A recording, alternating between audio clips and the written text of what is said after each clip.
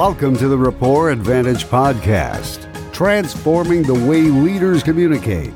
Here's your host, human behavior expert and professional speaker, Alex Swire-Clark. If I have to edit one more podcast, I'm so sick of pressing Control X to cut stuff. Oh! Alex, are you a little stressed today? Oh, hey, Liz, how are you? I didn't know you were there. Well, I am, and you sound stressed. No, not stressed at all. But that is the subject of today's podcast, Styles Under Stress. And so we're going to be looking at other people's perceptions, first of all, how we perceive ourselves, which is that glorious, style that we are. And then when we start to get a little stressed out, looking at other people's perceptions of us from the moderate stress standpoint to the what do you mean you just hit me in the back? Come on, man, get off your cell phone. And we get super stressed, what that looks like.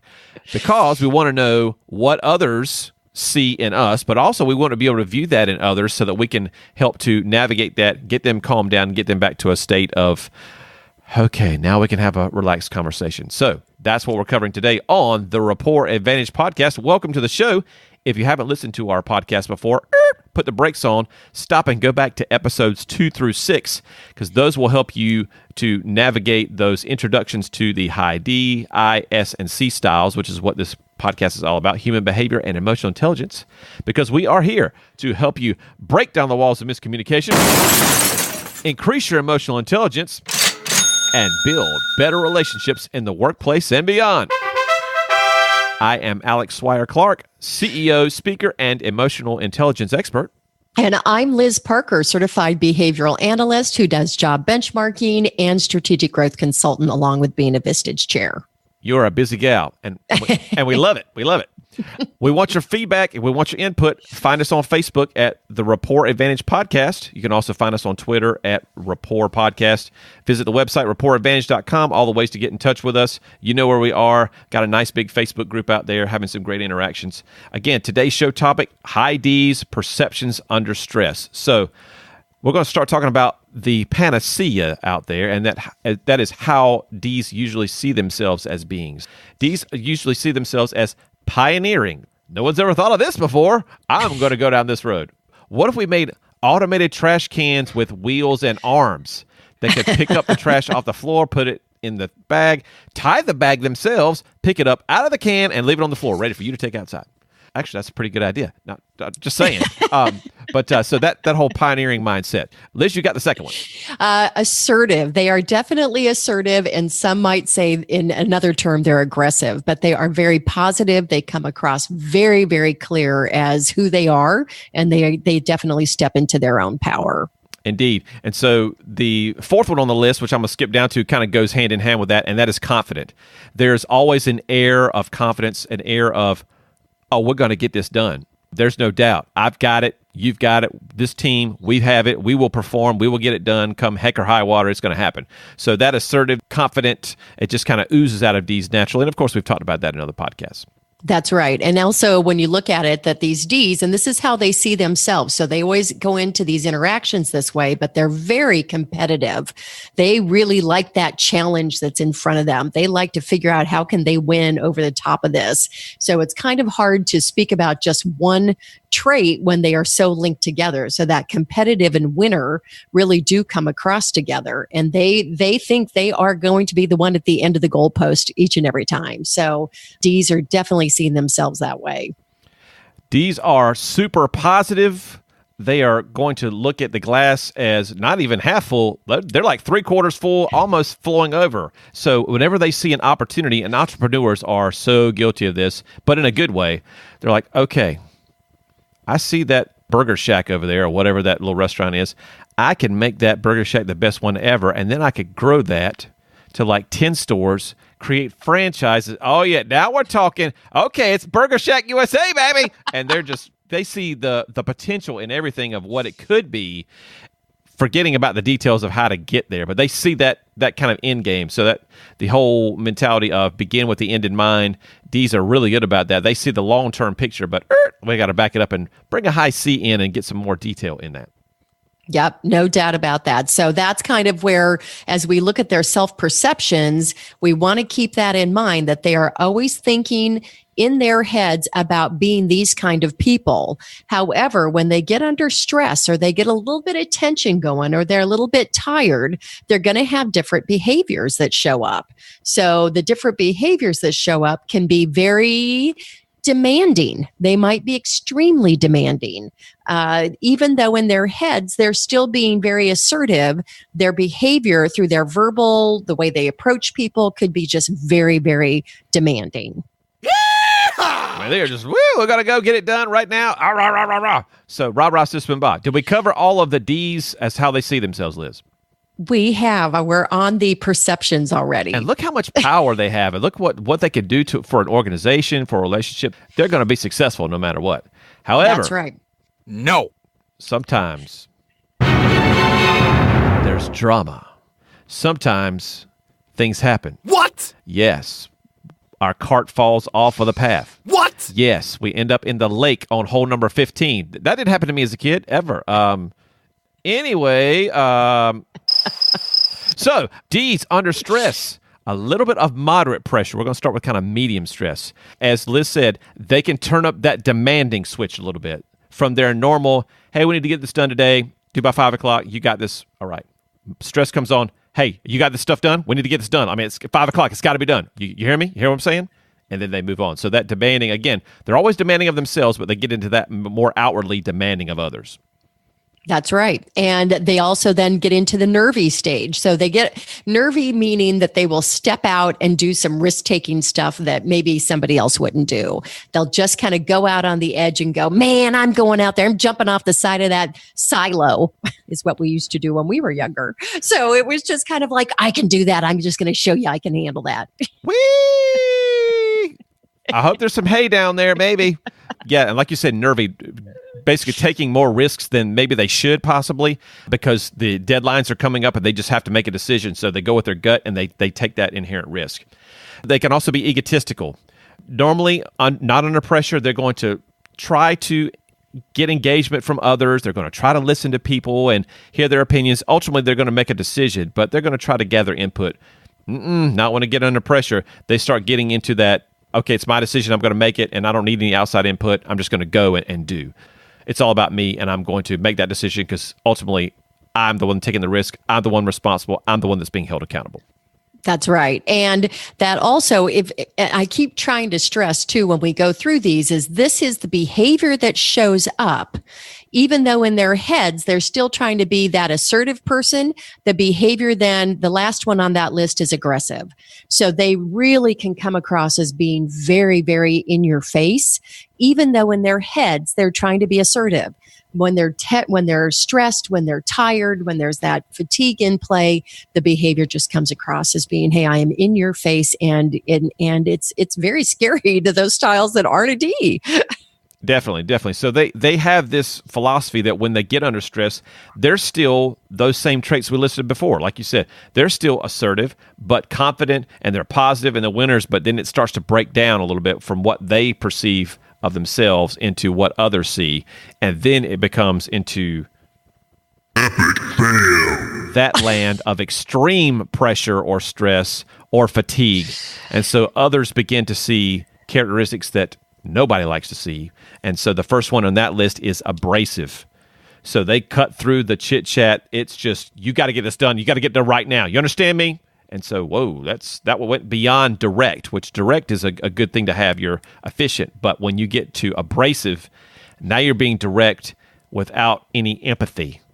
And so that can really start to hurt the feelings of an S, can alienate the I's, and the C's will just lock down. And they're going to say, dude, you come back when you can, you've had some time to breathe and you've had a little time out or whatever. They won't even engage you. So that abrasive style can come out, or others can perceive that when you're under extreme stress as a D.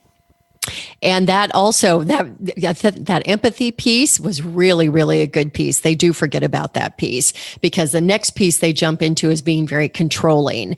And though control can give some people a lot of security and a lot of comfort. This borders on being over the top. So they are really trying to tell you exactly what to do. And it starts to get more paternalistic. It starts to get into that zone of people just feeling like if I don't do it their way, they're going to be all over me. And you have to be really careful if that perception comes across that you're being controlling. So D's fall into that very simply. When a D's working with folks on the right side of the graph, those I's and those S's, those people-oriented folks, and we're getting down to the crunch time or under pressure or they're really tired or whatever, they will, like you said, they will control, they'll take it away from them because they're not moving fast enough or they're not going to do it right or they're not going to do it as efficiently as just give it to me. I'll take care of it. I'll take care of it. And so, whoa, dude, I mean, we had time. We could have worked on this together, but you were doing something else or you got distracted or other things were taking your time. And now you're going to be aggressive in this whole controlling on top of me. That becomes problematic. And so in project management situations, you have to know the styles of your teams so that under pressure, you're knowing how that D is going to respond. They're going to want to take control away from that S or away from that I. And so you need to be able to arbitrate that, mitigate that, help coach through that as a manager for the most effective team functionality. And, that is a perfect linkage because what happens is if the other styles are coming in and they're not allowing the D to control, what will happen is the D becomes arbitrary. And I struggled with trying to describe this over the years for people. And I have really come to the point where they will be patient with you. They'll be in that space of being competitive, positive, a winner, that whole thing. But when they've had enough and they've tried to make their point and you're not listening to it or somebody else isn't listening to it, then they do the whatever you want to do, and they disconnect. And there's that arbitrary behavior that shows up. They totally disconnect. So when you hear a whatever, I must be saying it loud enough because Alex is flinching. Shut up. They just, they're done at that point. It's just like, okay, well, we had three choices. I'm going with A. And that's just the way it is because we're running out of time. And so the thought process of, now, what were we talking about, and what was the logic in that? It just becomes, we're choosing one. We're picking one. A, B, or C. We're just going with B. Why? Well, because we're running out of time. Shut up! We got to get this done. Would you just stop? We're moving on. And that's problematic. But again, sometimes you don't have the luxury of 8 hours to have a discussion about it. And the boss throws something on your desk at 4:30 and says, you got to get this done before you leave. Oh, you as a team, that becomes problematic. And these things can come out. And the final one of those is that they become very opinionated. And D's are opinionated normally. And so when they get into stress, high degrees of fatigue, they are very much more so.